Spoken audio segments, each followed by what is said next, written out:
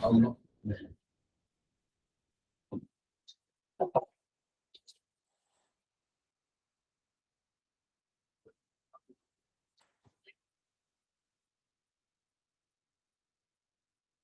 Bismillahirrahmanirrahim. Alhamdulillahi Rabbil Alamin. Wassalatu wassalamu ala ashrafil anbiya'i wal mursalin Sayyidina Muhammadin wa ala alihi wa sahbihi ajma'in wa ba'd. Alhamdulillah atas nikmat peluang untuk hadir dalam majelis ilmu. Keberkatan hari bagi seseorang bila pada hari itu ia bertambah ilmunya. Destinasi daripada orang belajar ilmu untuk beramal. Buah kepada ilmu, rasa takut kepada Allah.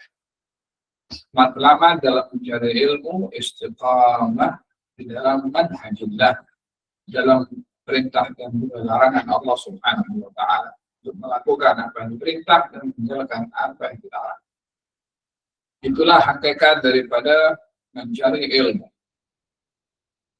Pada malam hari ini kita memperbahaskan tajuk mengenai apa yang menjadi komitmen seorang murid, orang yang berjalan di jalan meraih redha dari Allah Subhanahu wa Ta'ala. Komitmennya apa kepada Allah Subhanahu wa Ta'ala. Kitab Adab Sulukul Murid disusun oleh Imam Abdullah ibn Ali al-Haddad. Katanya faslun wa yanbaghi lil muridi an yakuna ab'ad an-nas 'an al-ma'asi wal mahdurat wa ahfadhuhum lil fara'id wal ma'murat wa ahrasuhum 'ala al-qurubat wa asra'uhum ila al-khairat.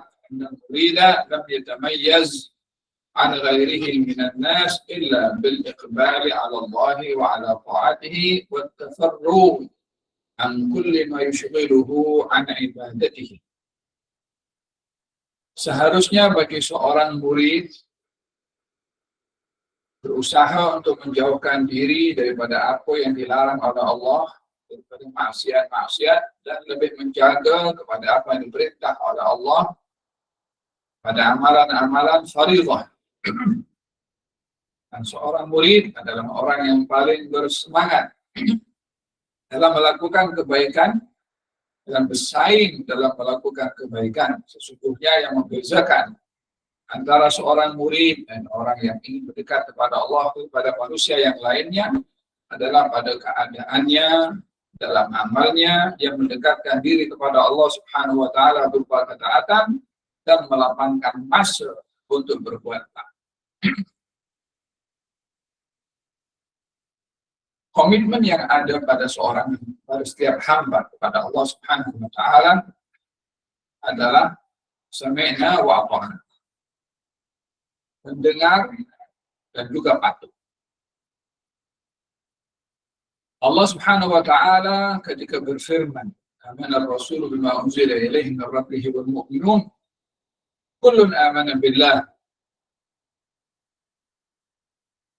Allah Subhanahu wa Ta'ala berfirman pada ayat akhir surat Al-Baqarah, telah beriman kepada Allah.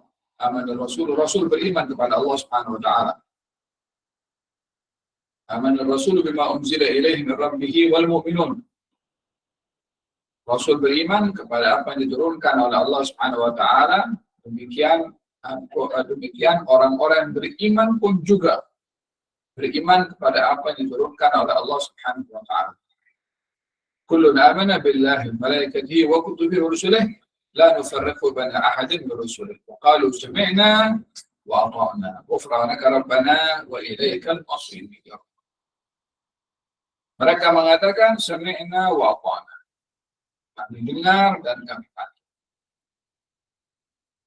Merujuk kepada beberapa peristiwa yang berlaku sebelum zaman Rasulullah SAW pada dakwahan mereka beriman, namun mereka mendengar tidak mahu patuh. Kata baginda Rasulullah SAW ketika turun firman Allah Subhanahu wa Ta'ala, lillahi ma fis samawati wa ma fil ard wa in tubdu ma fi anfusikum wa tukhfuhu yuhasibkum bihi Allah wa yaghfiru liman yasha wa yu'adhibu man yasha wallahu ala kulli syai'in qadir. Milik Allah semua yang ada di langit dan semua yang ada di bumi. Kalau kamu tampakkan apa yang kamu lakukan dan apa yang kamu sembunyikan, semua dicatat. Maka ini arahan dari Allah, pemberitahuan dari Allah, semua amal perbuatan manusia, baik perbuatan yang dapat dilihat orang, perbuatan ataupun yang disimpan di dalam hati, yang tidak diketahui kecuali oleh diri sendiri, dihisab. Perbuatan yang dilakukan oleh tubuh badan seperti memberi atau mencuri, memandang dengan pandangan hormat atau memandang dengan pandangan hina, maksiatnya mata dan taatnya mata, mendengar hal yang baik atau mendengarkan hal yang tak baik, taatnya telinga dan juga maksiatnya telinga. Semua dapat dilihat kecuali amal perbuatan hati. Amal perbuatan hati seperti zuhud, tawadhu, baik sangka, ikhlas. Amal taat pada hati, amal maksiat pada hati, ria, kabur, sombong, bangga diri, hasad dengki, buruk sangka. Cuma di situ ada satu amalan daripada hati yang sukar untuk dikawal oleh seseorang, yaitu lintasan dalam hati akan perkara yang tidak baik, seperti terlintas dalam hati pandangan negatif pada orang. Jumpa dengan seseorang, kemudian timbul dalam hati ini perasaan negatif. Oh, orang ini tak baik. Oh, orang ini begini. Lintasan dalam hati seperti itu. Katanya, yuhasibkum bihisab oleh Allah.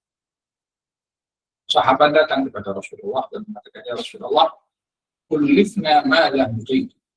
Rasulullah, kami ini mendapat perintah dari Allah atas perintahnya kami tak mampu. Bagaimana kami akan dihisab atas sudut perbuatan? Ya kami tidak mampu mengawalnya. Kalau perasaan hasad dengki, kita boleh kawal untuk bagaimana berusaha tidak punya hasad dengki. Sombong boleh ditegur. Tapi lintasan dalam hati sekedar lalu. Ya, kita tak boleh nak kawal lintasan itu. Kalau dihisab, bagaimana kami akan dipertanggungjawabkan atas perbuatan kami yang kami tak mampu nak kawal? Maka turun firman Allah Subhanahu wa taala, "Amana Rasul ma unzila ilaihi min rabbihim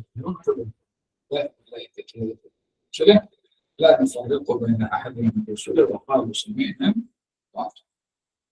Jadi kamu jangan jadi seperti Bani Israel mengatakan sami'na wa ata'na. Kami dengar dan kami tidak mau patuh.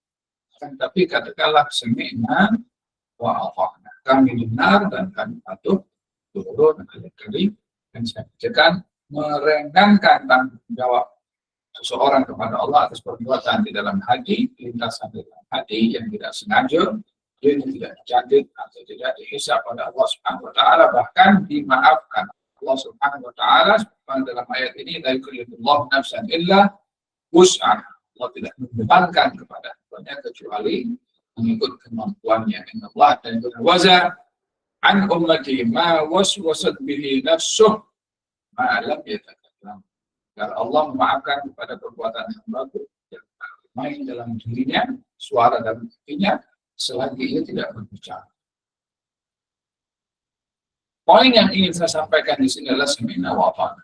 Ketika mendapat perintah dari Allah Subhanahu wa taala, komitmen kita sami'na wa ata'na. Baik kita merasa mampu atau tidak mampu, baik kita paham atau kita tidak paham, komitmen kita kepada Allah sami'na wa ata'na. Di antara komitmen kita kepada Allah Subhanahu wa taala pada sami'na wa ata'na adalah melakukan apa yang diperintah oleh Allah. Yang diperintah oleh Allah ada beberapa keadaan, yaitu perintah yang wajib seperti salat, zakat, puasa.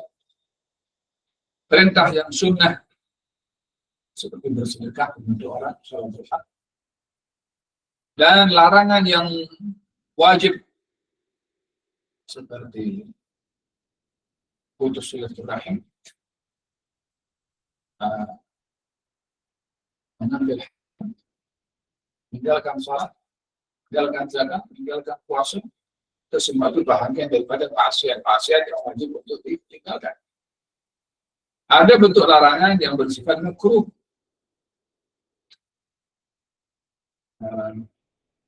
Pada perbuatan seperti mencabut rambut putih, bahagian daripada hal yang makruh. Berhadapan dengan hal-hal yang syubhat, melakukannya, perbuatan yang makruh, sehingga diperintahkan untuk mengelak dan menghindarkan diri daripada hal yang dilarang ataupun hal yang makruh, diperintahkan untuk melakukan pada hal yang wajib ataupun yang sunnah. Di dalam perintah Allah Subhanahu wa Ta'ala untuk melakukan yang wajib dan meninggalkan yang sunnah, ada kesan sampingan atau kesan yang ada kepada seseorang pada perbuatannya. Dalam hadis Rasulullah SAW beliau bersabda, seorang bila melakukan perbuatan yang taat, nukita fi qalbihi nuktatan bayda hatta yabyadhal qalbu kulluh. Seorang bila melakukan perbuatan yang baik, maka akan diberikan nur dalam hatinya, sehingga hatinya itu bercahaya bila banyak perbuatan baik yang Nabi ingin memberitahukan bahwasanya seseorang buat kebaikan, nur diberikan dalam hati. 2 kebaikan, 2 nur diberikan. 3 kebaikan, 3 titik atau warna putih pada hatinya, sehingga hati itu menjadi bercahaya disebabkan perbuatan baiknya. Baginda Rasulullah bersabda akan hal ini, inna nura idza dakhala al-qalba infataha wa insyarah. Nur bila masuk dalam dada seseorang, maka dada seseorang akan menjadi bercahaya dan menjadi lapang. Dalam hal ini kami berbicara tentang nur, bukan cahaya lampu, cahaya matahari, cahaya bulan. Dia adalah berupa kesan pada hati melalui amal ibadah untuk mendekatkan diri melihat kebesaran Allah Subhanahu wa Ta'ala melalui ibadah, seperti cahaya yang menerangi mata untuk melihat apa saja yang ada di hadapan mata kita. Inna nura idza dakhala al-qalba infataha wa insyarah. Cahaya bila masuk dalam dada maka dia menjadi lapang dan tertutup.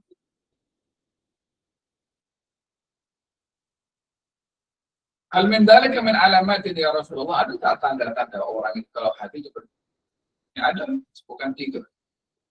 At-tajafi an darul ghurur wal inabatu ila daril khulud wal istidad lil maut qabla nusulih. Tanda orang hatinya bercahaya, menjauhkan diri daripada dunia yang menipu, yakni tidak menggadaikan dirinya untuk tertipu dengan keduniaan, sehingga karena dunia yang berbuat maksiat, berbuat hal yang lara dan berbuat hal-hal yang dilarang. Yang kedua, cenderung kepada hal-hal yang mengingatkan kita kepada akhirat dalam bentuk perkataan, perbuatan, dan juga terkait dengan harta, kedudukan, dan seterusnya, digunakan untuk hal-hal yang baik. Harta disedekahkan, mencari rezeki dengan cara yang halal, mata untuk melihat Al-Quranul Karim, dan hormat kepada orang tua dan orang-orang yang dimuliakan oleh Allah Ta'ala. Kesemua itu bahagian daripada al-inabatu ila daril khulud, cenderung kepada hari akhirat dengan amal-amal yang saleh. Ketiga, wal istidad dan maut qabla nusulih, bersiap sedia akan datang kematian sebelum kematian itu tiba. 3 angka ini disebutkan oleh Nabi kalau hati seseorang itu bercahaya atau cahaya masuk ke dalam hati seseorang. Seperti amal saleh yang boleh menjadi nur pada hati seseorang, demikian juga amal maksiat ia menjadi padam, gelap pada hati seseorang. Oleh sebab itu di dalam Al-Quranul Karim Allah Subhanahu wa Ta'ala mensifatkan hati itu gelap atau tertutup. Khatamallahu ala qulubihim. Allah menutup hati mereka, orang-orang munafik. Ada kalanya hati disifatkan oleh Allah Subhanahu wa taala sebagai hati yang sakit. Fi qulubihim maradun fazadahumullahu marada. Hati mereka orang-orang munafik ada penyakit dan ditambahkan dalam hati mereka sakit atau penyakit-penyakit yang lain. Sudahlah hati sakit ditambah dengan sakit. Kalla bal rana ala qulubihim ma kanu yaksubun. Sesungguhnya hati-hati mereka jadi keras disebabkan oleh karena perbuatan maksiat mereka.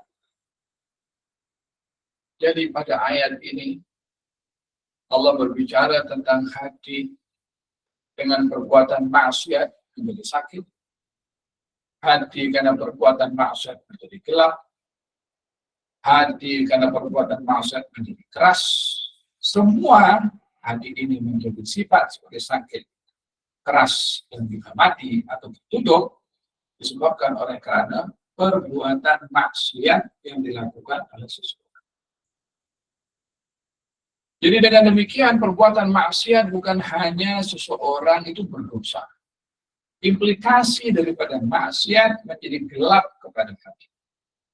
Implikasi daripada perbuatan taat bukan hanya pahala, tetapi bercahayanya hati dengan perbuatan taat.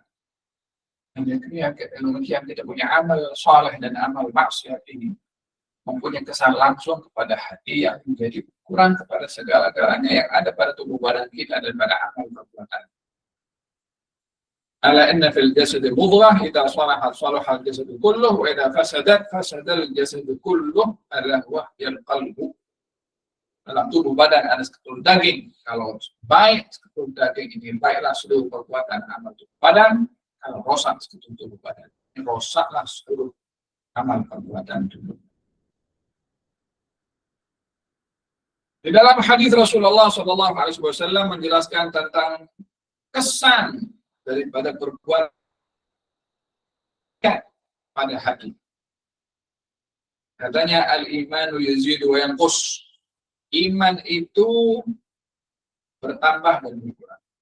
Apakah itu iman? Keyakinan dalam hati. Akan bertambah iman di dalam hati dan amal perbuatan taat. Akan berkurang nilai iman di dalam hati dengan perbuatan maksiat. Hati ini adalah jauhar. Hal yang paling berharga kepada seseorang itu adalah hati. Dia umpama pemerintah pada satu negara. Ia adalah merupakan hakikat pada seorang insan. Ia adalah tempat yang dipandang oleh Ar-Rahman Subhanahu wa ta'ala. Tidaklah orang dipandang dengan keturunannya. Tidaklah orang itu dipandang dengan latar belakang keluarganya. Tidaklah orang dipandang dengan kekayaannya. Tidaklah orang dipandang dengan jabatannya. Yang dipandang Allah. Allah la yanzuru ila suwarikum wala ila ajsadikum walakin yanzuru ila qulubikum. Allah Ta'ala paras yang Allah tengok adalah hati. Oleh sebab itu katanya jagalah hati kamu ini daripada perbuatan maksiat, hindari dengan kesan-kesan yang dijelaskan sebentar tadi. Lazimkanlah berbuat taat karena kesan-kesan perbuatan taat itu kepada hati. Bukan hanya dosa pada maksiat, tidak pahala didapat berbuat taat, kesan dosa dan juga taat kepada.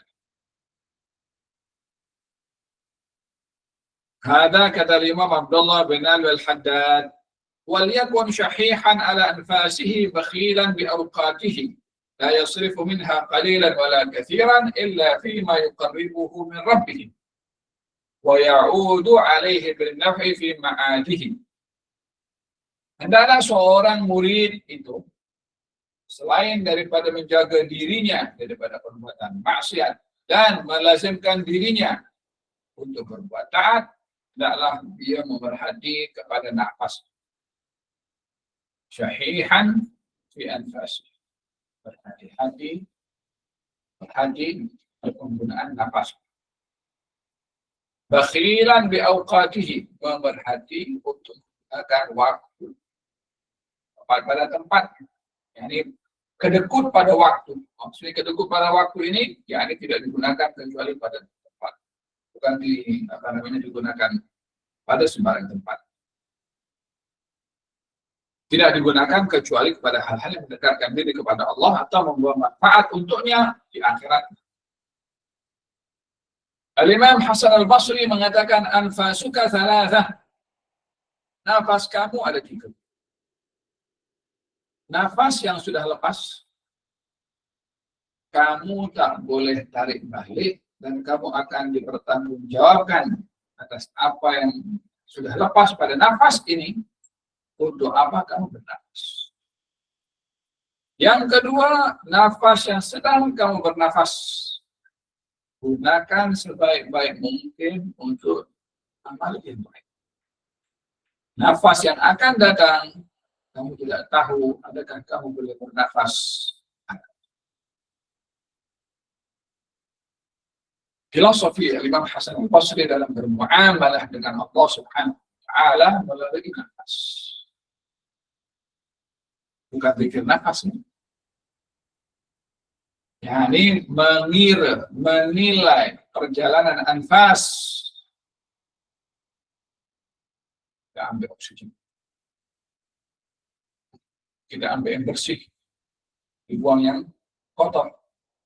Dihirup yang memberi manfaat kepada tubuh badan. Dikeluarkan apa yang memuddaratkan kepada tubuh badan. Yani memanfaatkan nafas ini sebagai rezeki dari Allah Subhanahu wa Ta'ala. Sehingga mereka, para aulia, setiap kali bernafas saja bersyukur kepada Allah. Karena nafas itu adalah nikmat dari Allah. Oleh sebab itu, mengambil kira setiap nafas yang mereka hembuskan dan mereka hidup pada oksigen ini kepada hal-hal yang bermanfaat. Tidak mahu menggunakan oksigen dalam bernafas di tempat yang maksiat. Bagaimana kita bernafas sementara kita berada di tempat yang murka oleh Allah?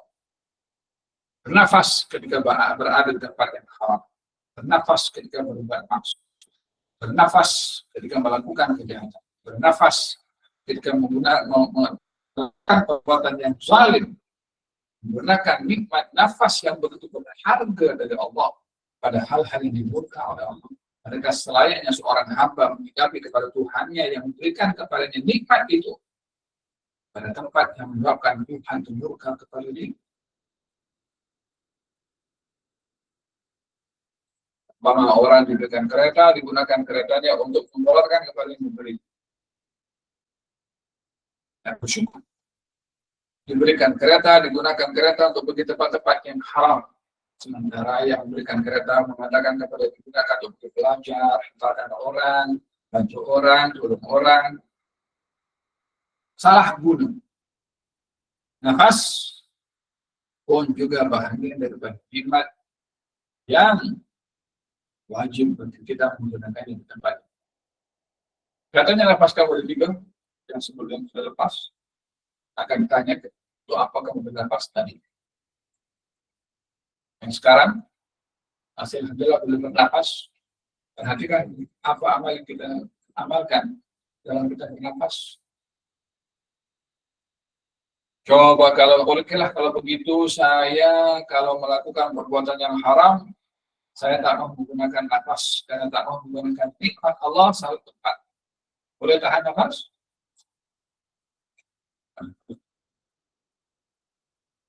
Pastikan bila ini melakukan maksiat kepada Allah Subhanahu wa Ta'ala, saya sedang memberikan nafas nikmat dari Allah untuk hal-hal yang murka. Bakhilan bi awqatihi, betul berhati pada waktunya.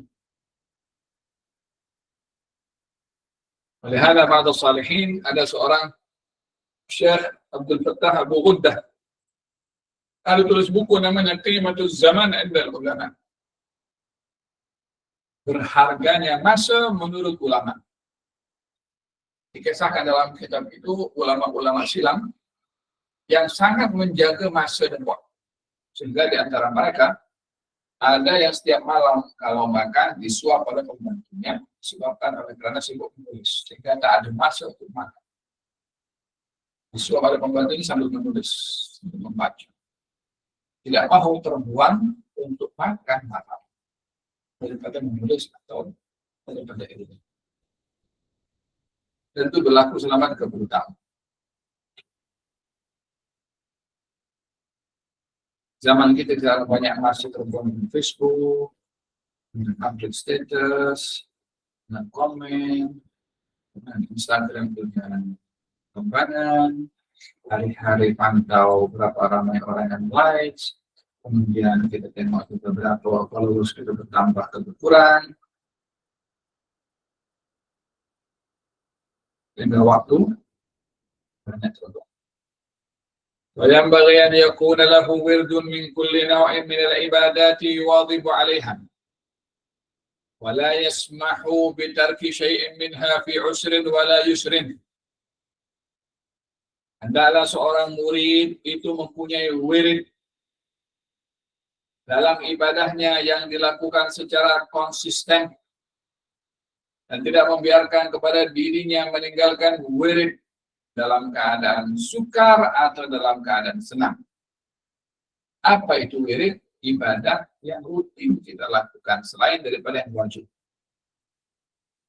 Boleh jadi wirid itu pada sembahyang sunnah, seperti qabliyah ba'diyah atau salatul sunnah yang lainnya. Boleh jadi wirid itu seperti membaca Quran Karim secara rutin. Jadi wirid itu zikir-zikir tertentu yang dibaca mengikut waktu dan juga mengikut bilangannya, seperti mana disebutkan dalam hadis Rasulullah SAW. Wirid itu zikir lazim. Jadi ibadah yang dilakukan secara konsisten selain daripada wajib, maka ia dinamakan wirid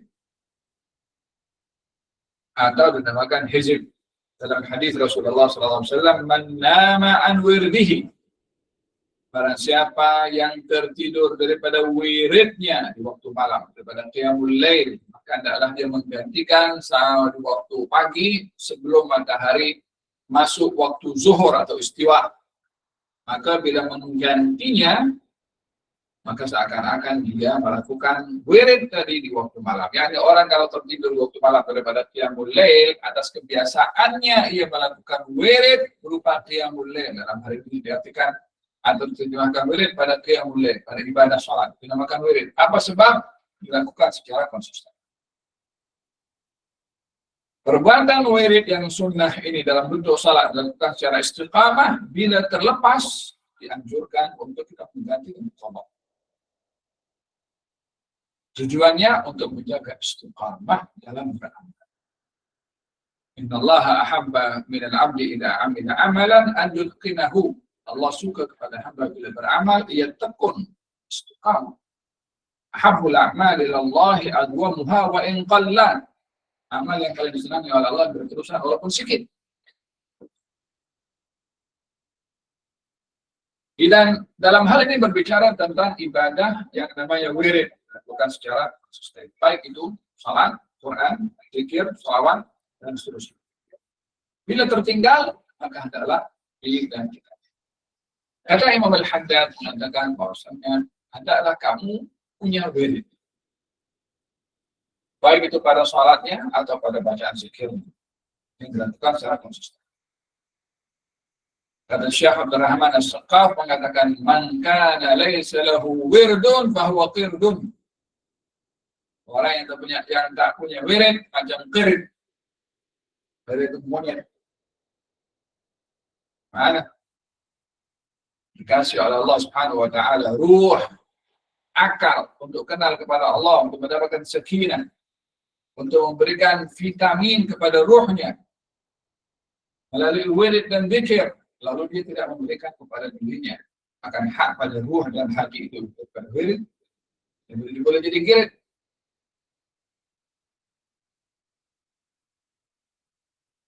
Wirid berupa zikir.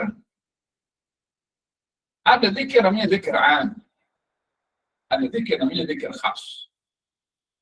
Zikir am Zikir yang boleh dibaca bila-bila masa, dalam keadaan apa saja, dengan bilangan tanpa terhad. Seperti orang yang berzikir, subhanallah, atau alhamdulillah, atau la ilaha illallah, atau Allahu akbar. Allah dalam hadis baginda Rasulullah SAW bersabda, "At-tahuru syatrul iman." Bersuci itu separuh daripada iman. Alhamdulillah tamla'ul mizan.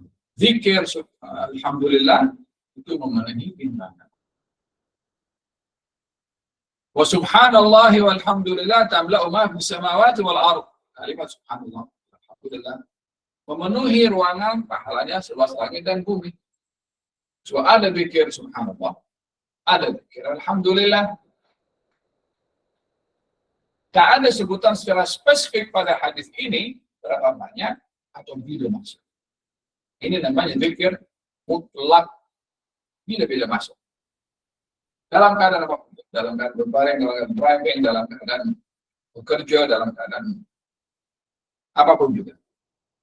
Ada wirid atau zikir yang dibaca ikut waktu dan juga bilangan.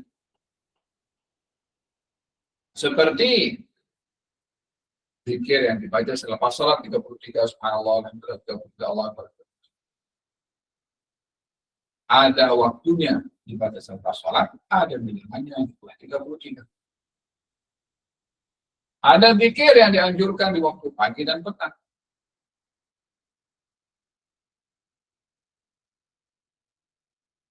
Seperti yang mengucapkan la ilaha illallah wa la syarika lahu wa lahu alhamdu ta'ala kulli syai'in qadir 10 kali selepas salat subuh, maka dia akan dijaga oleh Allah sampai petang. Yang membaca di waktu maghrib akan dijaga sampai waktu pagi. Ada waktunya di situ pagi untuk dibaca. Barang siapa membaca di waktu pagi, a'udzu bikalimatillahi tammati min syarri ma khalaq 3 kali, maka akan dijaga oleh Allah daripada hal-hal yang musibah yang mudaratkan kepada dia. Jadi ada zikir yang dibaca di waktu pagi, ada zikir yang dibaca di waktu petang. Yang tadi zikir yang mutlak, katanya, hendaklah kamu ada wirid. Zikir yang kamu biasa membaca secara konsisten. Baik itu zikir yang mutlak atau zikir yang khas. Lebih-lebih lagi zikir yang khas karena sudah ada waktu dan ada bilangan tertentu.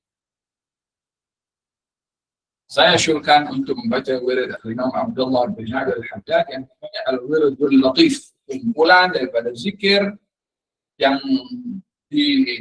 ada fadilat dan sandarannya daripada hadis Rasulullah SAW untuk dibaca di waktu pagi dan petang atau pagi atau petang. Namanya Al-Wiridul Latif. Dinamakan wirid disebabkan ada waktu yang ditentukan itu pagi atau petang dan bilangan yang ditentukan dan dianjurkan dibaca secara istiqamah dan berterusan. Jika tertinggal maka adalah Al-Imam Abdullah bin Al-Haddad mengatakan kesan daripada wirid itu kepada hati itu bergantung kepada istiqamahnya orang itu dalam membaca wirid. Man kana lahu wirdun falahu warid wa man kana laysa lahu wirdun falaysa lahu warid. Yang baca wirid pasti akan diberi warid. Pemberian dari Allah Subhanahu wa taala asyir yang ada pada zikir. Nah, seperti baginda Rasulullah bersabda melihat kepada orang sedang dalam keadaan marah. Katanya kalau orang yang membaca a'udzubillahi minasyaitonir rajim akan diangkat kemarahan. Zikir a'udzubillahi minasyaitonir rajim boleh mengangkat emosi marah seseorang. Melihat orang dalam keadaan stres karena masalah dilalui. Katanya barang siapa mengucapkan la ilaha illallah al-azimul halim, la ilaha illallah rabbul arsyil azim, la ilaha illallah rabbus samawati wa rabbul ardi wa rabbul arsyil karim, akan diangkat kesusahan yang dialami. Kesan daripada zikir pada diangkat kesusahan. Ada orang di waktu satu hari kena sengat atau kena gigit dengan kalajengking. Katanya kalau kamu apabila dibaca a'udzu billahi zaman syarri ma khalaq, akan kamu kena bahaya itu. Kesan pada wirid daripada musibah. Jadi setiap bacaan zikir yang dilakukan secara wirid, pesan, dia akan memberi kesan bergantung kepada istiqamahnya orang. Bila ia membacanya secara istiqamah, maka waridnya, pemberiannya dari Allah akan membentuk kesan kepada hatinya bila dilakukan secara istiqamah. Katanya, "Falyuksir min tilawatil Qur'anil azim, atadabbur li ma'ani." Adalah dia memperbanyak berzikir membaca Quran Al-Karim. Sebaik-baik wirid adalah Quran. Namun membacanya dengan tadabbur, dengan akan artinya, paham akan maknanya. Wa tartil li alfadhih, sebut bacaan Quran dengan betul. Hurufnya, khususnya bacaan surat Al-Fatihah yang kita baca pada setiap kali salat fardu dan salat sunnah. Sebutan huruf karena satu. Kadang-kadang orang membaca Quran sebutan huruf tidak betul. Wal yakun mumtali'an bi'azamatil mutakallim 'inda tilawati kalamih. Dalam kita baca Quran, hati ini penuh mengagungkan kepada Tuhan mempunyai firman, yaitu Allah Subhanahu wa taala. Yani melihat kepada Al-Quran bukan hanya sekedar tulisan. Membaca Al-Quran bukan hanya fokus kepada lafaz, tajwid dan suara taranum, tapi hendaklah memerhati, meyakini, mengagungkan di dalam hati keagungan yang berfirman, yaitu Allah Subhanahu wa taala. Yang maha agung, yang maha perkasa, yang maha suci daripada segala kekurangan, maha mengetahui kekurangan dan kesilapan serta aib yang ada pada diri kita, yang maha berkuasa untuk menghukum kepada kita. Sehingga ketika membaca Quran penuh dengan ta'zim pada Allah Subhanahu wa taala, khusyuk, karena Allah Maha mengetahui apa yang ada dalam pikiran dan hati kita ketika membaca Al-Qur'anul Karim. Disitulah letak seseorang mengagungkan atau tidak.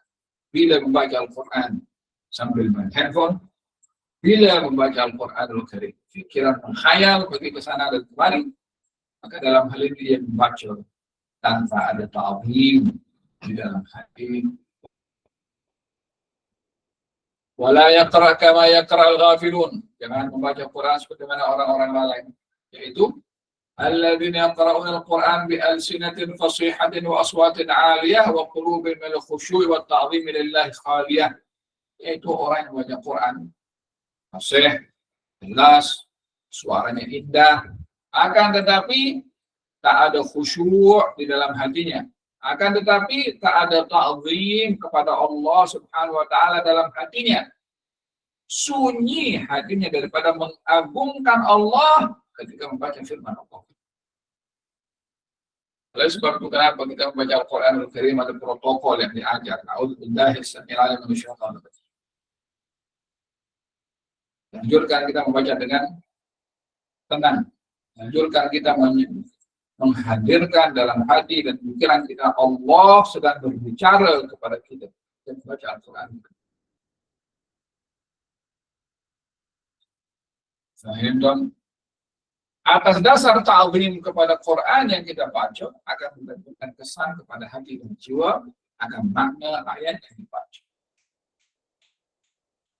Oleh karena dalam Al-Qur'anul Karim Allah Subhanahu wa taala ketika berfirman lillahi ma fis samawati wal inna fi khalqis samawati wal ardi wa ikhtilafil laili wan nahari la ayatin li ulil albab sampai akhirnya, ketika ayat itu turun kepada baginda Rasulullah, Nabi bersabda wailul liman qara'aha wa lam yatafakkar fiha, celaka orang yang baca kalau tidak bertafakkur. Intipati pada Quran selain daripada tarannum, tajwid, huruf yang betul, yang paling utama sekali tadabbur. Dan tadabbur dalam bukan baca, tadabbur pada makna yang dibaca. Yaqra'unahu kama unzila min fatihatihi ila khatimatihi wa la yadruna ma'na. Ada orang baca Quran pada awal sampai akhir tak paham apa maksudnya. Dengan alasan bukan bahasa kami, terjemahan ada, ustaz yang mengajar ada. Untuk merasa cukup dengan membaca tanpa memahami, bacaan seperti itu tidak sempurna dalam menyikapi Al-Quran. Karena Quran bukan kitab bacaan sahaja, tapi kitab untuk dipahami dan dijadikan panduan. Wala ya'lamuna li ayyi syai'in unzil walau 'alimu la 'amilu. Kalau mereka baca sambil memahami, pasti akan beramal. Fa innal 'ilma ma nafa'. Sesungguhnya ilmu itu akan bermanfaat. Bukan hanya dihafal. Wa man 'alima wa ma 'amila falaysa bainahu wa bainal jahli farqun illa min haitsu inna hujjatallahi 'alaihi akad. Perbedaan orang yang berilmu tidak beramal dengan orang yang bodoh tidak berilmu, tak ada bedanya. Kecuali orang yang berilmu bila sengaja tidak mau beramal, dia akan bersoal kenapa dia sudah belajar tapi tak beramal. Fa'ala hadha yakunu jahil ahsan halan minhum. Bila keadaan orang yang berilmu tak mau beramal, maka kebodohan lebih baik dari itu. Orang tak beramal karena bodoh. Orang tak beramal sengaja dalam keadaan dia mengetahui. Karena sudah tahu, tapi tak mau beramal. Sengaja tak mau beramal. ولذلك قيل كل علم لا يعود عليك نفعه فالجهل أعود عليك منه. Setiap ilmu yang tidak memberi manfaat kepada kamu, maka kebodohan lebih baik. وَلْيَكُنْ لَكَ أَيُّهَا الْمُرِيدُ حَظٌّ مِنَ التَّهَجُّدِ. Tidaklah kamu, wahai seorang murid, ada peruntukan selain daripada wirid tadi, adalah yang terutama sekali qiyamul lail, tahajud. Fa innal laila waqtu khalwatil 'abdi ma'a maulah. Adalah waktu untuk seorang hamba berdua, bersendirian dengan Allah. Fa'fir fihi. Perbanyaklah kamu untuk bangun malam. Minat tadarru' untuk merendahkan diri dan bermunajat kepada Allah. Wal istighfar, mohon ampun. Wa naji rabbak, panggillah Tuhanmu dan berdoa kepadanya. Bilisani dhillati wal ittirar, dengan lidah merendah diri di hadapannya. An qalbin mutahaqqiqin bi nihayatil ajzi wa ghayatil inkisar, dalam keadaan hati ini penuh dengan penyesalan dan kekurangan, serta kesedaran akan kekurangan pada dirinya. Wahdar an tada' qiyamal lail fala ya'ti 'alaika waqtu as-sahari illa wa anta mustayqidh. Hati-hati kamu daripada meninggalkan qiyamul lail, jangan sampai waktu sahur datang kecuali kamu sudah bangun. Dzakirun lillahi subhanahu wa ta'ala, dalam keadaan berzikir kepada Allah subhanahu wa ta'ala. Diakhiri oleh Al-Haddad pada bab ini bagi seorang murid untuk memiliki kebiasaan sholat tahajud. Minimum orang itu akan dianggap bangun malam bila menjaga sholat isya berjamaah dan sholat subuh berjamaah. At least paling tidak, kalau tidak malam, pastikan sholat isya berjamaah dan sholat subuh berjamaah. Bagi seorang yang murid, dia akan tambahkan pada hasratnya, himmahnya, semangatnya untuk waktu malam, khususnya sebelum subuh, di waktu sahur, untuk beristighfar kepada Allah Subhanahu wa taala. Wa bil ashari hum yastaghfirun. Di waktu sahur mereka beristighfar kepada Allah Subhanahu wa taala. Lakukan salat witir. Al-witru haqqun faman lam yutir falaysa minni. Witir itu satu kemestian. Barang siapa meninggalkan salat witir, maka dia bukan golongan daripada kami. Ada baginda Rasulullah sallallahu alaihi wa ala alihi wasallam. Afdal salat, sebaik-baik salat bagi seorang lelaki adalah salat malam. Di sebaik-baik salat selepas salat fardu adalah salat malam. Berbandingkan dengan duha, berbandingkan dengan qabliyah dan ba'diyah, yang terutama sekali adalah salat di waktu malam atau salat tahajud atau qiyamul lail. Tidak akan masuk dalam mubarak. dalam menjaga sudah ada waktu sahur, paksa untuk kita orang makan waktu sahur, ambillah peluang untuk salat di waktu sahur. Jadikan ini sebagai satu rutinan setiap hari yang diteruskan setelah puasa. Demikian dalam sabda Rasulullah SAW, sebaik-baik salat dilakukan oleh seseorang adalah salat di waktu malam. Beristighfar kepada Allah, bermunajat kepada Allah. Dan hadis Nabi Muhammad SAW dalam Sahih Muslim, beliau bersabda, "Yanzilu Rabbuna," Allah mendekatkan diri kepada hambanya pada 1/3 malam terakhir dan memanggil kepada hamba-hambanya. Ada di antara kamu yang ada hajat, doaku penuhi hajatnya. Ada di antara kamu yang ingin bertaubat, aku terima taubatnya. Ada di antara kamu yang ingin berdoa, aku kabulkan doanya. Ada di antara kamu minta ampun, aku ampunkan dosanya. Dan itu setiap malam. Ambillah peluang ini Ramadan yang akan datang. Mungkin sudah mulai tarawih, Allah alam. Tengok anak bulan dan pengumuman daripada pihak berpuasa.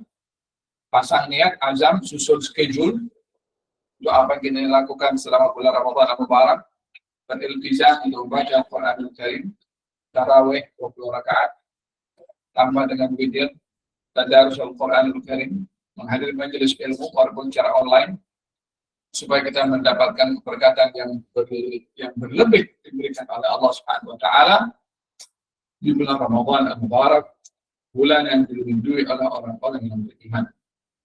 Moga-moga Allah Subhanahu wa Ta'ala berikan kepada kita himmah, semangat untuk iltizam dalam kebaikan, dan yang digerakkan oleh Allah iltizam pada wirid dan iltizam dalam mudarasatul Quran dengan tadabbur dan tafakkur. Dan moga-moga Allah Subhanahu wa Ta'ala bimbing kita memanfaatkan masa dan peluang dan umur yang merupakan amanah dari Allah Subhanahu wa Ta'ala, serta ilmu yang diberi. Moga-moga ia menghasilkan amal dan juga menghasilkan khasyah kepada Allah Subhanahu wa Ta'ala, dan moga-moga Allah Subhanahu wa Ta'ala memberikan kepada kita ampun dan maaf kalau kita tergelincir kepada dosa. Mudah-mudahan Allah Subhanahu wa Ta'ala hidayahkan kita untuk sentiasa dan segera bertaubat kepada Allah Subhanahu wa Ta'ala. Amin Allahumma amin. Wassallallahu ala sayyidina Muhammadin wa ala alihi wasallam. Alhamdulillahirabbil alamin. Selamat menyambut bulan puasa Ramadan. Mudah-mudahan Allah Subhanahu wa Ta'ala memudahkan kepada kita kabul dan mendapatkan malam Lailatul Qadar. Amin Allahumma amin. Sirrul Fatihah ila hadratin Nabi Muhammad sallallahu alaihi wasallam.